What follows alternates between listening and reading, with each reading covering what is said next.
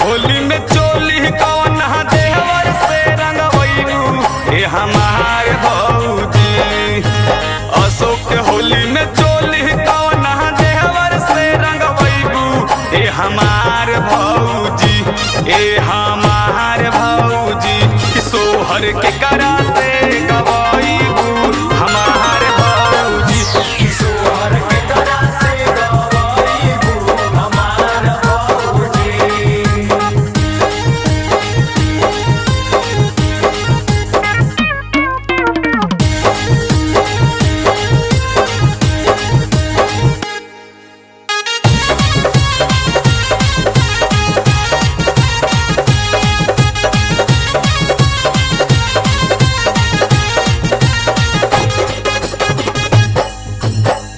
खोलतनिया पना सटर के दुकान हो, सटर के दुकान भौजी, सटर के दुकान हो।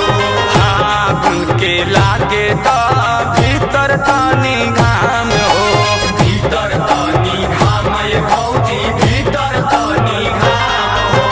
बड़ू पवित्र लगई हो नहीं त रंग हमरो से लगवैबू का हमार भौजी। बारू पवित्र लगई हो नहीं त रंग हमरो से लगवैबू का हमार भौजी, का हमार भौजी। सोहर के करा से गवैबू हमार भौजी, सोहर के करा से गवैबू हमार भौजी।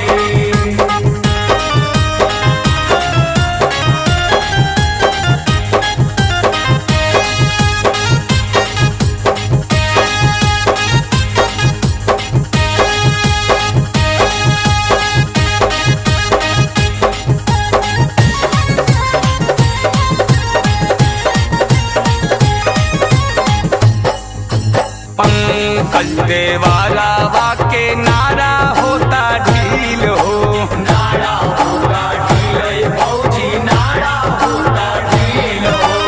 आजादी गजब रोजे करता वे फील हो, करता वे फील भौजी, करता वे फील हो।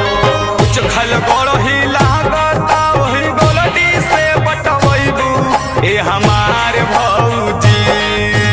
कुछ खल गड़ही लागता वही गोलडी से पटवैबू ए हमार भौजी, ए हमार भौजी। सोहर के करा से गवैबू हमार भौजी, सोहर के करा से गवैबू हमार भौजी।